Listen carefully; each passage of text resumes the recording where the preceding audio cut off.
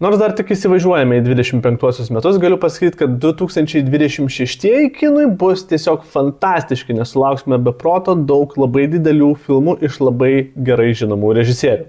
Apžvelkime juos. Jau 26 metų kovo 13 dieną siaubo meistras Michaelas Flanaganas pristatys naują Egzorcisto versiją, o gegužės 15 dieną Stevenas Spielbergas į pasaulį išleis savo naują originalųjį filmą apie ateivius, arba tiesiog NSO, kuris turėtų teoriškai, bent jau pagal internete esančią informaciją, vadintis The Dish, arba tiesiog skraidanti lėkštė. Na, o Liepos 17 dieną pasirodys turbūt vienas iš didžiausių 26 metų filmų ir tai bus Christopherio Nolano Odisėja. Na, tai bus Homero Odisėjos adaptacija. Spalio 2 dieną po pakankamai ilgos pertraukos į kino teatrus sugrįž Alejandro Inarritu, kuris pristatys naują filmą, nuotykių komediją su Tomu Cruisu ir Johnu Goodmanu, kurie pasakos apie galingiausią pasaulio žmogų sukūrusi katastrofą, kuris leidžiasi į kelionę, kad išpirktų savo kaltę ir parodytų, kad yra pasaulio gelbėtojas. Na, o tą patį spalį, tik tai pabaigoje, spalio 23 dieną yra numatyta nauja Jordano Peele filmo premjera.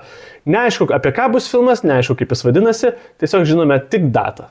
Metų pabaiga, tai yra gruodis, bus tikrai įspūdingas, nes pirmiausia, tai jau yra numatyta data naujam Denis Villeneuve filmui, kuris dar neturi pavadinimo ir neaišku, apie ką jisai bus, bet galima nuspėti iš to, kad jau šiais metais, tai yra birželio mėnesį, bus pradėtas filmuoti trečiasis Kopos filmas, kad tai būtent bus Kopa Mesijas. Ir paskutinysis filmas, kurį režisuos Robertas Eggersas, tai yra Vilkolakis arba Werewolf.